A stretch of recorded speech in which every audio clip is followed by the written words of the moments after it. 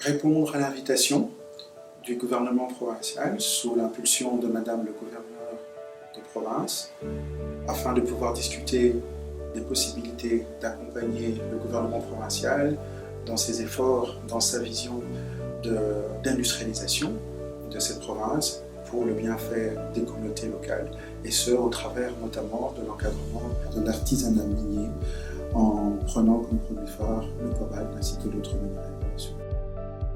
Une vision claire quant à un partenariat à mettre en œuvre pour rendre concret la vision d'industrialisation de la province, et ce en commençant par une assistance technique et financière à mettre en œuvre en rapport avec la finalisation du projet de centre de négoce de Moussampo, ensuite la mise en œuvre d'une solution intégrée quant à la gestion opérationnelle du dit centre, qui a pour finalité d'assurer la commercialisation des minerais stratégiques dont le cobalt, en vue d'augmenter les revenus de la province, améliorer la capacité des populations locales et vulnérables de pouvoir profiter de cette manne essentielle à leur épanouissement et à leur développement, et naturellement contribuer à changer, révolutionner le visage du gouvernement.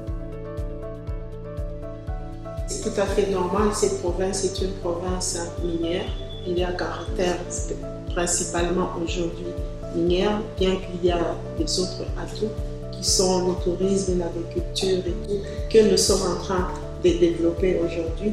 Mais pour l'instant, elle se focalise sur les mines parce qu'elles constituent une grande réserve à travers le monde en cobalt, en cuivre et en d'autres matières premières. Donc l'artisanat est aujourd'hui dans la République démocratique du Congo, elle est légale. C'est aussi un point où nous avons tous nos compatriotes, les jeunes, les vieux, qui peuvent aussi travailler dans les mines, qui peuvent travailler dans les secteurs artisanaux. Et c'est les secteurs artisanaux aujourd'hui regorgent pratiquement 20% de la production artisanale dans notre pays, nous pouvons dire dans le monde. Donc c'est tout à fait normal que la province puisse se focaliser sur l'artisanat. Le centre de négoce est une idée qui vient du chef, qui a voulu que nous puissions mieux tracer le produit artisanal venant de notre province. Non seulement c'est un modèle aujourd'hui au Lualaba, mais ça sera un modèle à travers toute la République, là où il y a la production artisanale dans n'importe quelle matière. Donc le centre de négoce va se focaliser sur la traçabilité de nos matières premières qui viennent des sites artisanaux.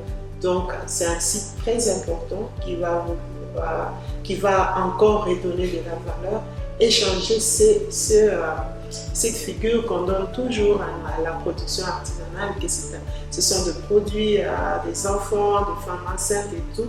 Nous sommes en train de nettoyer ces sites afin que quand vous amenez le produit au centre des négoces, nous puissions retracer l'origine de la production, ainsi aussi la vente se partira du centre des négoces. C'est un contrôle pratiquement total sur le produit artisanal.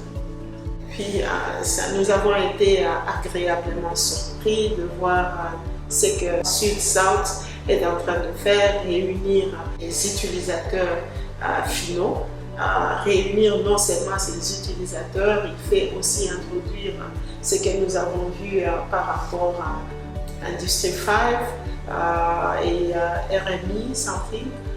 Ce que nous avons vu aujourd'hui, toutes ces entreprises que Sud-South a amenées nous montrent à suffisance qu'ils sont quand même outillés, qu'ils sont capables de pouvoir ramener les investisseurs pour venir voir d'où vient la production de ceux qui sont en train d'utiliser en finale. Donc nous pouvons dire aujourd'hui que la collaboration entre Sud-South sera quand même totale, sera totalement agréablement acceptée par la province du Lualaba, qui avait signé un contrat de partenariat avec cette entreprise qui pour nous est très capitale parce qu'au moins elle nous amène vers les producteurs, vers les utilisateurs finaux.